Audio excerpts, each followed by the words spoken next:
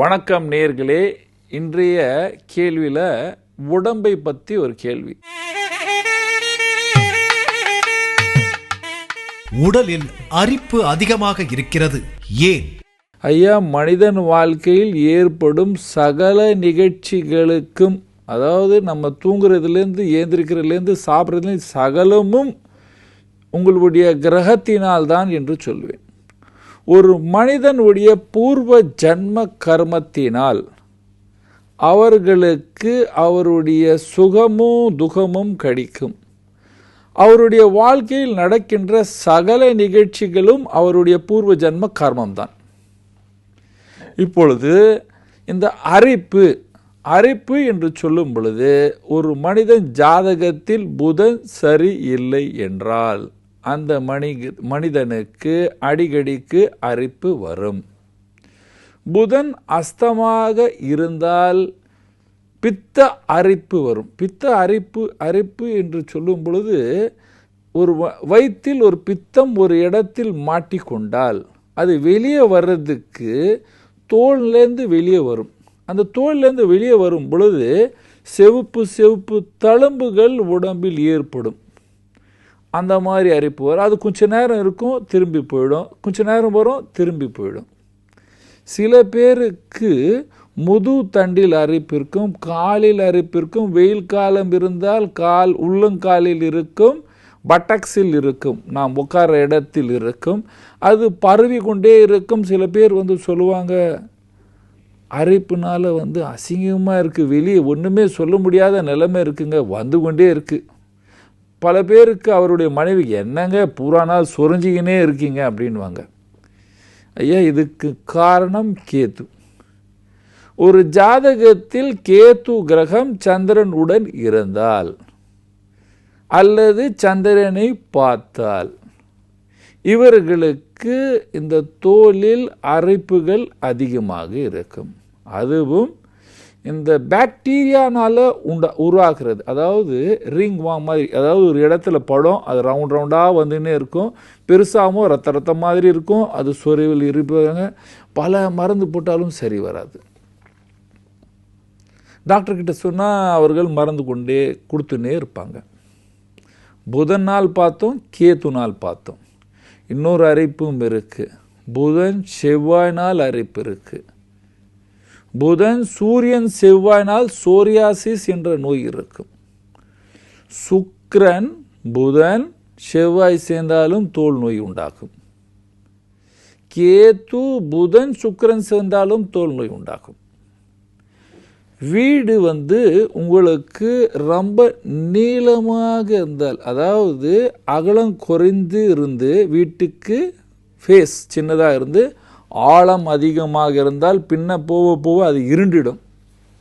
அந்த வீட்டில் வசித்தால் உங்களுக்கு தோலில் நோய் இருக்கும். ஒரு வீட்டின் மத்திய பகுதியில் தண்ணீர் தொட்டி இருந்தால் அல்லது கிணறு இருந்தால் அந்த வீட்டில் வசிக்கிறவர்களுக்கு தோலில் நோய் இருக்கும்.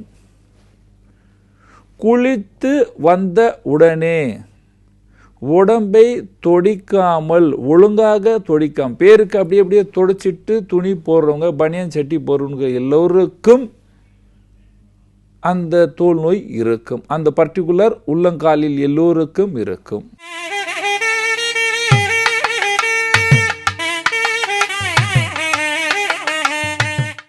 வீட்டை தினமும் பெருக்கி வீட்டை தொடிக்க வேண்டும். தொடிக்கும் பொழுது அந்த தண்ணியில் கொஞ்சம் உப்பை போட்டுட்டு வீட்டை தொடிக்க வேண்டும். முதல் பரிகாரம். இரண்டாவது, தினமும் பகவான் சூரியனுக்கு தண்ணீர் விட வேண்டும். தண்ணீர் விடும் பொழுது ஓம் சூரிய நாராயணாய நமக என்ற மந்திரத்தை ஜபிக்க வேண்டும். இல்லை என்றால் சூரிய காயத்ரி படிக்க வேண்டும் அல்லது காயத்ரி மந்திரம் படிக்க வேண்டும். அதாவது படிக்க வேண்டும் என்றால் புக்கை வச்சு படிக்கக்கூடாது. நீங்களே அதை மனப்பாடமாக செய்து கொண்டு அதை தண்ணீர் விடும் பொழுது சொல்ல வேண்டும். ஓம் பூர்புவஸ்வ தஸ்விதுர் வரண்யம் பர்கோ தேவஸ்ய தீமஹி த்யோ யோ ந பிரச்சோதயாத் அப்படின்னு தண்ணி விடணும். அந்த நேரம் நீங்கள் எவ்வளோ ஆழ்ந்த மனதுடன் சூரியனை பூஜிக்கிறீர்களோ அவ்வளோ சீக்கிரம் உங்களுடைய தோல் நோய் குறையும்.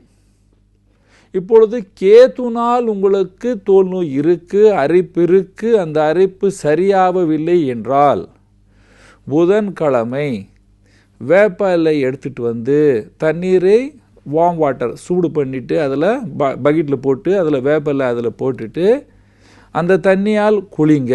தினமும் குடிக்கலாம், கண்டிப்பாக புதன்கிழமை பண்ண வேண்டும். இந்த மாதிரி பண்ணிங்கன்னா உங்களுக்கு கேதுனால் இருக்கின்ற இந்த தாக்கங்கள் குறைஞ்சு தோல் நோய் குறையும், இந்த அரிப்பு குறையும். குளித்து வந்தால் நல்ல உடம்பை தொடித்து சாந்தமாக ஒரு 2 நிமிஷம் அப்படியே நல்லா தொடித்து அப்படியே லுங்கி இங்கி கட்டிட்டு அப்படியே உட்காருங்க கொஞ்சம் நேரம். அதுக்கப்புறம் பனியன் சட்டி போடுங்க, தோல் நோய் குறையும்.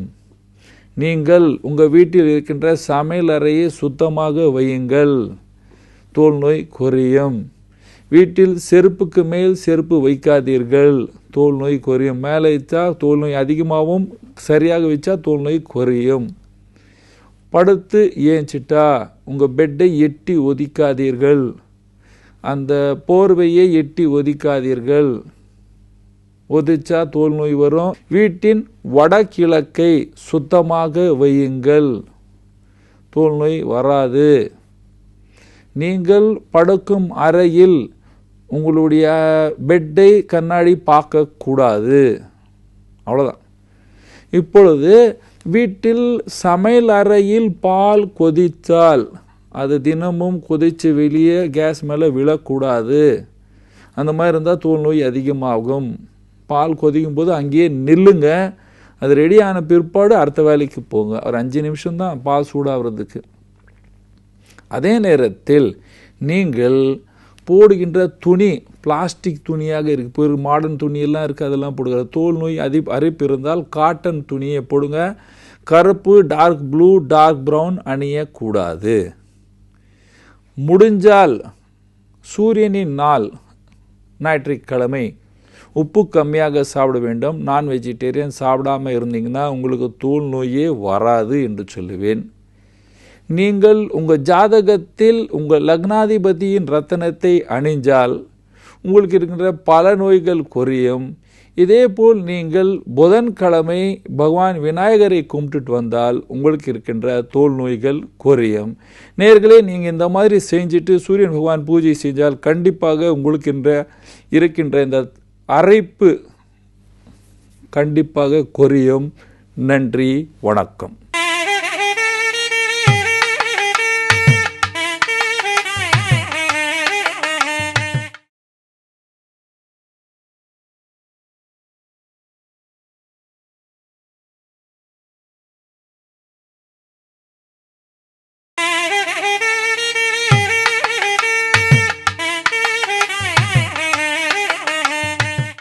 வணக்கம் நேர்களே, இன்றைய 2வது கேள்வி.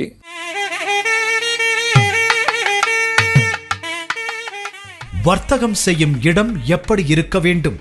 வர்த்தகம் என்று பார்க்கும் பொழுது ஒரு மனிதனுடைய ஜாதகத்தில் 4வது இடமும் 7வது இடமும் சரியாக இருக்க வேண்டும். ஒரு மனிதன் ஜாதகத்தில் 7 கூடிய கிரகம் நீச்சமாக இருக்கக்கூடாது. 4 கூடிய கிரகம் நன்மை, அதாவது நன்மை செய்யும், ஆனால் அது உட்கார்ந்த இடம் 4 கூடிய கிரகம் உட்கார்ந்த இடம் சரியாக இருக்க வேண்டும். 4க்கு அதிபதி 6, 8 இருக்கக்கூடாது. 4க்கு அதிபதி 12 இருக்கக்கூடாது. ஒரு மனிதனின் லக்னாதிபதி 2க்கு அதிபதி, 4க்கு அதிபதி, 9க்கு அதிபதி, இவர்கள் நல்ல நிலைமையில் ஜாதகத்தில் இருந்தால் இவர்கள் தன்னுடைய வியாபாரத்தில் பேரும் புகழுடன் வாழ்வார்கள். ஒரு மனிதனின் சுகாதிபதி கெட்டு போனால் அவர் காலையில் ஏஞ்சிட்டு பேப்பர் போடுவார், பால் போடுவார், இந்த மாதிரி சின்ன சின்ன வேலையை செய்து கொண்டே வருவார்கள். பல பேருடைய லக்னாதிபதி அஸ்தமாக இருக்கும் பொழுது அவர் எந்த தொழிலில் இருந்தாலும் அவருடைய லக்னத்துக்கு அதிபதியான கிரகத்தின் ஆயுள் ஒன்று இருக்குது. இப்பொழுது நம்ம ஒரு புதனை எடுத்துக்கொள்ளலாம். ஏன்னா வியாபாரத்துக்கு அதிபதி புதன் தான், குடுக்கல் வாங்கலுக்கு அதிபதியும் புதன்தான். புதனே லக்னாதிபதியாக இருந்து அந்த புதன் அஸ்தமாக இருந்தால் இவர் தன்னுடைய 27 வயசு வரைக்கும் எந்த வியாபாரத்தை செய்தாலும் கஷ்டம். இப்பொழுது ஒரு கடையை பார்க்கலாம், அப்புறம் திரும்பி கிரகத்தை பார்க்கலாம். ஒரு கடையை எடுத்து வியாபாரம் செய்கிறவர்கள் அந்த வியாபார ஸ்தலத்தின் வடகிழக்கில் குப்பையை சேர்க்கக்கூடாது. கோடவுன் மாதிரி ஒரு பெரிய ஆஃபீஸ் இருக்குங்க, அதுலேயே நான் உட்கார்ந்துருக்கிறேன் அப்படின்னா நீங்கள் வடகிழக்கில் பொருள்களை வைத்து நீங்கள் வடமேற்கில் உட்கார்ந்தீங்கன்னா எப்பொழுதுமே உங்களுக்கு பிரச்சனை இருக்கும். வடகிழக்கில் வலு அதிகமாக இருக்குது, நீங்கள் தென்கிழக்கில் உட்காந்தீங்க, ஏன்னா தெற்கு திசை தாங்க என்ட்ரன்ஸு அப்படின்னு சொன்னீங்கன்னா உங்களுடைய வியாபாரம் எப்பொழுதுமே தூங்கி கொண்டே இருக்கும். தென்கிழக்கில் உங்களுக்கு நுழைகின்ற இடம், அதாவது வாசல், நீங்கள் வடமேற்கில் உட்கார்ந்து வியாபாரம் பண்ணும் பொழுது திருட்டு அதிகமாக நடக்கும். தெற்கு திசை மத்திய பகுதியில் உங்கள் கடைக்கு வாசலாக இருந்து நீங்கள் அந்த கடைக்கு தென்கிழக்கில் உட்கார்ந்தால் சுமாரான வியாபாரம், தென்மேற்கில் உட்கார்ந்தால் விசேஷமான வியாபாரம். நகை கடை இருக்குங்க, அந்த நகை கடையில் தெற்கு கடை இருக்குது, அப்பொழுது சேஃப். ஏன்னா திருட்டு அதிகமாக நடக்கும் பொழுது அந்த நகையை எல்லாமே சேஃபாக வைக்க வேண்டும் என்று ஒரு பெரிய இரும்பொட்டியில் வைப்பார். அதுக்கு ஒரு சேஃப் ரூம் செய்வாங்க. அந்த சேஃப் ரூமை இப்போ இருக்கிற ஆர்கிடெக்ட் எல்லாரும் என்ன செய்வாங்க, வெளியே அந்த பார்வை அவுட்லுக் நல்லா இருக்கணும், ஆலிவேஷன் போகக்கூடாதுன்னு அந்த கடலை வடமேற்கில், அதாவது தெற்கு திசை வாசலாக இருந்தால் வடக்கு ஆப்போசிட் வால், வடமேற்கில் ரூமை கட்டி விடுவார்கள். வடமேற்கில் இரும்புட்டி இருந்தால் அந்த கடை நடக்காது, பிரச்சனை இருந்து கொண்டே இருக்கும்.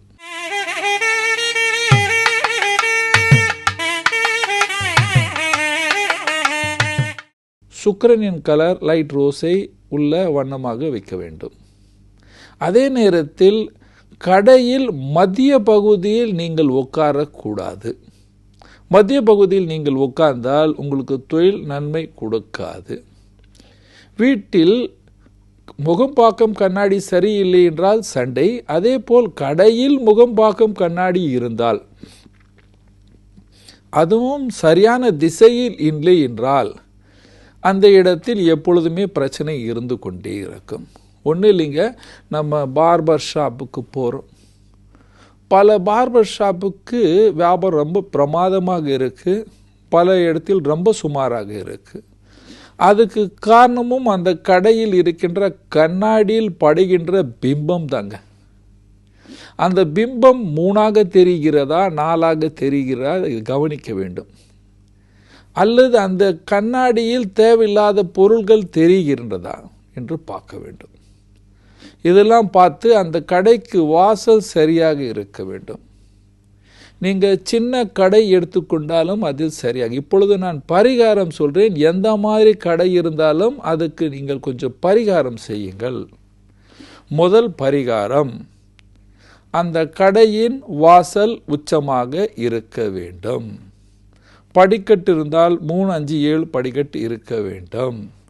லைட் கலர் உள்ளையில் இருக்கு, அதாவது செவரில் கலர், நீங்கள் எந்த டெக்கரேஷன் பண்ணாலும் லைட் கலர் டெக்கரேஷன் பண்ணுங்கள், டார்க் கலர் பண்ணாதீர்கள். அதுக்கப்புறம் முதலாளி யார் இருந்தாலும் நீங்கள் கிழக்கு திசையை நோக்கி உட்காருங்கள் அல்லது வடக்கை நோக்கி உட்காருங்கள். அது கிழக்கை நோக்கி உட்காரும் பொழுதும் தென்கிழக்கில் உட்காராதீர்கள். அதாவது தெற்கு திசையில் உட்கார்ந்து வடக்கை பார்க்கலாம், தென்மேற்கு திசையில் உட்கார்ந்து கிழக்கை பார்க்கலாம். நீங்கள் உங்கள் கடையில் சாமி வைக்கிறீர்களா? வைத்தால் அது கிழக்கு திசையிலோ அல்லது மேற்கு திசையில் வைக்கலாம். நீங்கள் தேவையில்லாத பொருள்களை கடையின் வடகிழக்கில் வைக்காதீர்கள். தொழில் சரியாக நடக்கவில்லை, 7 நாடு சனி இருக்கு, கடையில் பல பிரச்சனைகள் இருந்தால் ஆஞ்சநேயர் ஆலயம் சென்று ஆஞ்சநேயரை 4 தடவை சுற்றி கொண்டு வர வேண்டும். பசுவின் கோமியத்தை எடுத்துக்கொண்டு கடையில் 6 நாள் தினமும் தெளிக்க வேண்டும். இதை செய்தீர்களால் உங்களுக்கு இருக்கின்ற கடையில் இருக்கிற பிரச்சனை குறையும். ஆஞ்சநேயர் காலில் சிந்தூரம் எடுத்து, அந்த ஆஞ்சநேயர் காலில் சிந்தூரம் இருந்து அந்த காலில் இந்த சிந்தூரத்தை எடுத்து வந்து கடை வாசலுக்கு மேல் பொட்டாக வைக்கலாம், அல்லது அந்த சிந்தூரத்தை ஸ்வஸ்திக்கு வரையலாம். இந்த மாதிரி வரைச்சிட்டு வந்தீங்கன்னா சனிக்கிழமை செஞ்சீங்கன்னா அந்த தொழில் ஸ்தானத்தில் இருக்கின்ற பல தோஷங்கள் நீங்கி நீங்கள் கண்டிப்பாக சுகமாக வாழ்வீர்கள். நன்றி, வணக்கம்.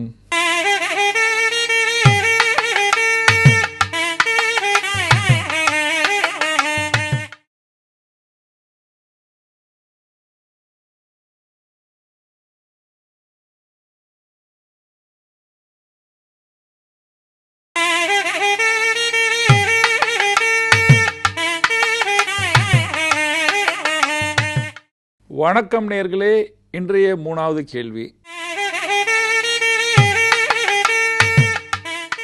பவளத்தை யார் அணிய வேண்டும்? என்ன பயன்? பவளம் என்று சொல்லும் பொழுது இது ஒரு மரம், கால்சியம், கடல்லேருந்து இதை எடுக்கிறாங்க.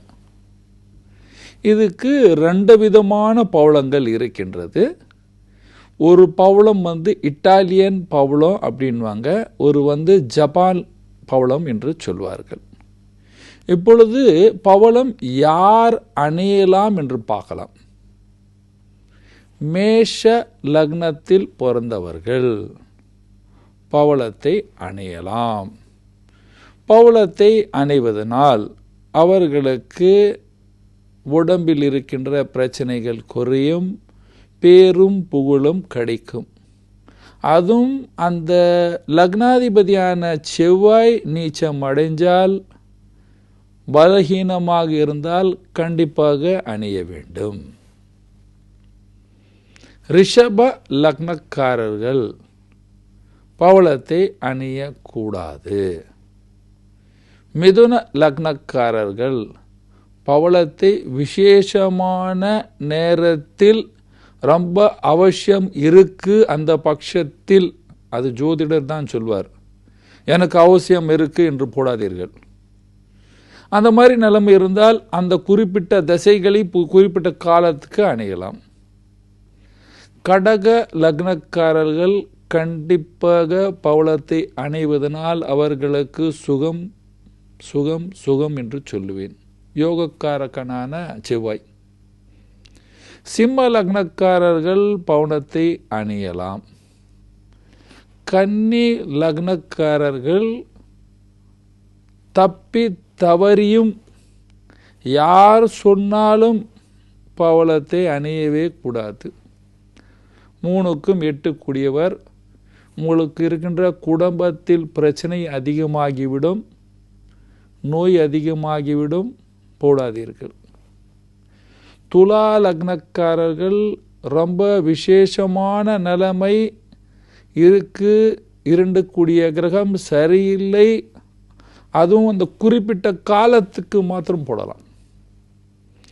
விருச்சிக லக்னக்காரர்கள் கண்டிப்பாக பவளத்தை அணிய வேண்டும் என்று சொல்லுவேன்.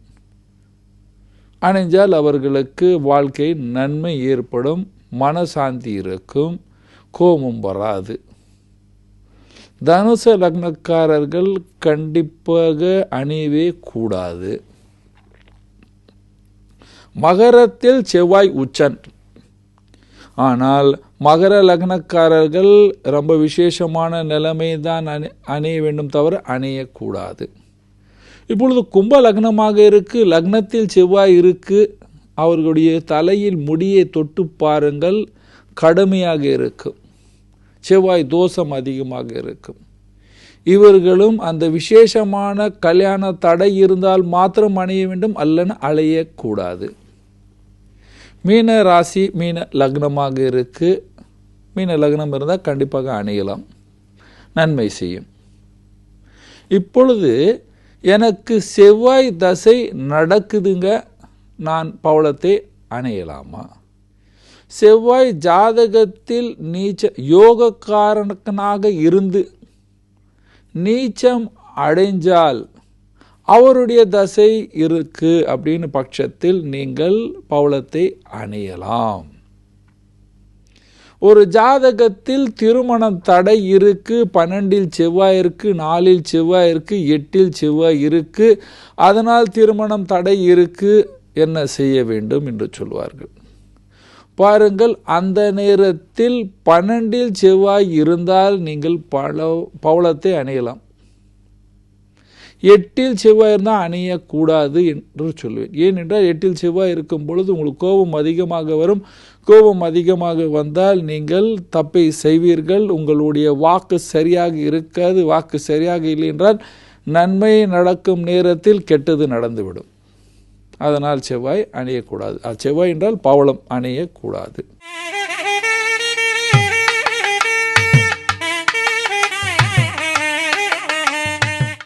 பரிகாரம் என்று சொல்லும் பொழுது நவரத்தினத்துக்கு என்ன பரிகாரம், யார் அணிய வேண்டும், யார் அணியக்கூடாது, எந்த மாதிரி பவளத்தை அணிய வேண்டும். பாருங்கள், மூல திரிகோணத்துக்கு அதிபதியான கிரகம் இருந்தால் அந்த செவ்வாய், நீங்கள் முக்கோண பவளத்தை வாங்கிவிட்டு மோதிர விரலில் அணிய வேண்டும். அணியும் நாள் செவ்வாய்க்கிழமையாக இருக்க வேண்டும். அந்த மோதிரத்தில் பதிக்க வைக்கும் நாள், இதுதான் ரொம்ப முக்கியமான சீக்ரெட்டான விஷயம் சொல்கிறேன். அந்த செவ்வாயின் நட்சத்திரமாக இருக்கும் பொழுதுதான் அந்த மோதிரத்தில் அந்த பவளத்தை செட் பண்ண வேண்டும். அதை வைத்து ஆச்சரியக்கிட்ட கொடுத்துட்டு செட் பண்ணணும் அப்படின்னு சொல்லணும். டக்குன்னு ஒரு நகை கடைக்கு போய் ஒரு பவள மோதிரம் வாங்கி போடக்கூடாது. அதை செட் பண்ணி வாங்கிட்டு வந்துட்டு உங்கள் குரு கிட்ட கொடுத்துட்டு அதை பிராண பிரதிஷ்டை செய்து செவ்வாயின் பொருள்கள் வெல்லம், கோதுமை, செப்பு இதெல்லாம் வாங்கிட்டு தானமாக கொடுங்கள். அதை கொடுத்துட்டு கிழக்கு திசையை பார்த்துட்டு உட்காருங்க. நின்று மோதிரத்தை போடாதீர்கள். அப்புறம் அந்த விரலில் அந்த மோதிரம் போட வேண்டும். அதை அணைஞ்ச பிற்பாடு, செவ்வாய்க்கு காரணம் அண்ணன், உங்களுக்கு அண்ணனாக இருந்தால் அவர் காலில் விழுந்து ஆசீர்வாதம் வாங்கி கொள்ளுங்கள். இல்லை என்றால் அப்பா அம்மா யாருக்கா அவங்க காலில் விழுந்து ஆசீர்வாதத்தை வாங்கி கொண்டு இந்த பொருள்களை தானமாக கொடுங்கள். அப்பொழுதுதான் உங்களுக்கு அந்த பவளம் நன்மை செய்யும் என்று சொல்லுவேன். இதை அணைஞ்சதுக்கு 3 வருஷத்துக்கு பிற்பாடு, இது கால்சியம் சின்னதாயினே இருக்கும் பவளம், நாளுக்கு நாள் அப்படியே நல்ல பவளமாக இருந்தால் அது சாப்பிட்டு கொண்டே இருக்கும். சோப்பெல்லாம் போட்டு குளிக்கிறீங்க இல்லையா? இன்னொரு கேள்வி, இந்த மாதிரி இந்த மோதிரத்தை அணிகிறதுனால நைட்டு படுக்கும் பொழுது இதை கழட்டி விடலாமா? ஐயா, நீங்கள் போடுற இந்த கல்லுனால உங்களுக்கு உடம்பில் இருக்கிற பிரச்சனை குறைவதுக்கு தான் போடுறீங்க, அதனால் கழட்டி வைக்காதீர்கள். அதுவும் பல பேருக்கு இந்த பிபி எல்லாம் இருக்குது, கோபம் அதிகமாக இருக்குது. அவர்கள் பவளம் போடும் பொழுது அந்த பவளம் எப்பொழுதுமே உடம்பில் இருக்க வேண்டும். மணியாக பல தாய்கள் தாலியில் கோத்து வைப்பார்கள், அது நன்மைதான், அதனால் தப்பே கிடையாது. ஐயோ எங்கள் லக்னத்துக்கு சரிவில்லை, கைட்டிடலாமா? வேண்டாம். ஆனால் இப்பொழுது பல நேரங்களில் தாலி பவளம் டூப்ளிகேட்டாக இருக்குது. இந்தோனேஷியன் கலர் ஏற்றின பவளமாக வருகின்றது. அதை போட்டால் எந்த நன்மையும் நடக்காது. அதை மாத்திரம் பாருங்கள், இந்தோனேஷியன்லாம் இருந்ததுன்னா அது ஷெல், அது பவளமே கிடையாதுங்க, இல்லையா? ஸோ பவளம் அணிஞ்சால் கண்டிப்பாக நன்மை நடக்கும். வீரம் இல்லாமல் கோழையாக இருக்கின்ற மனிதன் பவளம் அணிஞ்சால் அவருக்கு வீரம் உண்டாகும், தைரியம் உண்டாகும் என்று சொல்லுவேன். நேயர்களே, நீங்களும் பவளம் அணியலாம். ஆனால் உங்கள் ஜாதகத்தை பார்த்து அதில் யோகக்காரக்கான கிரகத்தை பார்த்துட்டு அந்த செவ்வாய் உங்களுக்கு யோகக்காரனாக இருக்கு அப்படின்னு சொல்லும் பொழுது நீங்கள் கண்டிப்பாக பவளம் அணியலாம்.